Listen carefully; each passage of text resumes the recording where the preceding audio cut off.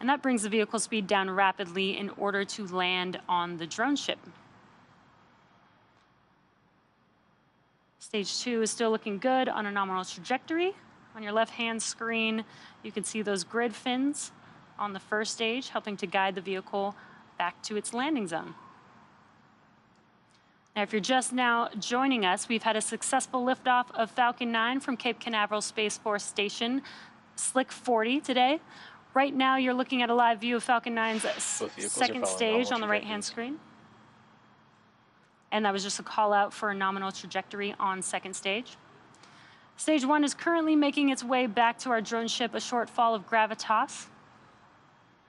And today is the 38th launch of Starlink satellites overall, the 7th mission of 2022, 4th Starlink mission of 2022, and the 145th total overall SpaceX launch. We're just about a minute away from the entry burn start on the first stage.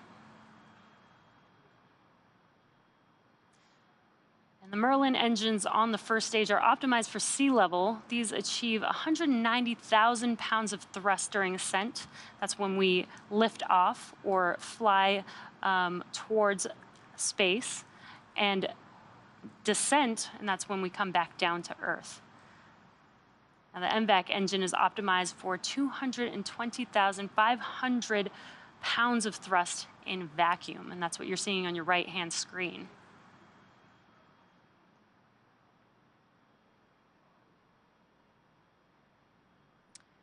You can see those grid fins on your left-hand screen on the first stage. Falcon 9 is equipped with 4 hypersonic grid fins positioned near the top of the first stage.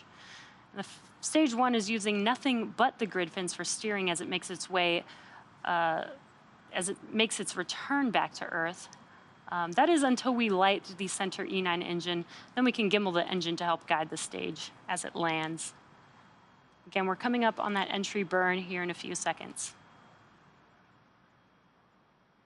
Stage 1 FTS has saved. Stage 1 entry burn startup. We heard the call out, and you can visually see that Stage 2 FTS has saved. You can visually see that the entry burn has begun on the first stage. Stage 2 continues to follow a nominal trajectory. Great call outs on stage 2. Entry burn. Stage 1 entry burn shut down. There it is. It's just a 20-second burn, and as you can see and heard, the entry burn has concluded. Next up will be the landing burn, and that'll be the final burn for the first stage as it returns back to Earth.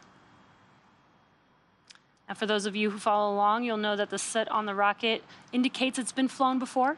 The rocket-grade kerosene, RP1, used to fuel a Falcon 9 is carbon-based, so when it burns, it generates that soot. And as you just saw with the entry burn, the Falcon 9 vehicle flies through its plume, and that's how it generates the soot onto the vehicle. We are just about 20 seconds or so away from that landing burn beginning on the first stage, and as we touch down, we will also have SECO 1, or second stage engine cutoff 1, on second stage. So we should hear some callouts for that as we are landing on a shortfall of gravitas today. Stage 1 landing burn.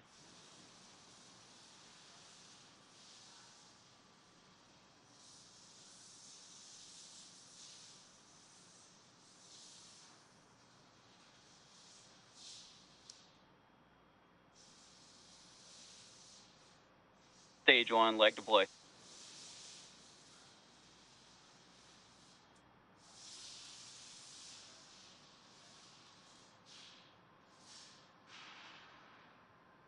Stage 1 landing confirmed. SECO 1. And great news, we heard that Falcon 9 has landed, touchdown on a shortfall of gravitas. We also heard, there it is on your screen, incredible view of the vehicle standing tall. Orbit insertion. And we also had SECO 1 as well as that call out right there. Let us know that we had a good orbit. Great news overall. We are now awaiting the deployment of our 46 Starlink satellites, which is scheduled to occur about an hour from now. Now, as I mentioned before, we won't have live audio or visual confirmation of payload deployment due to lack of ground station coverage. We will regain signal with our ground station at T+1 hour and 19 minutes. So for those of you who are interested, we will keep the audio-only countdown nets up on our YouTube channel, and we'll confirm successful payload deployment on our social channels. So that will bring our webcast to a close today. Also signal Cape and Bermuda. Our team at SpaceX would like to send a big thank you to the Range and Federal Aviation Administration for supporting our mission.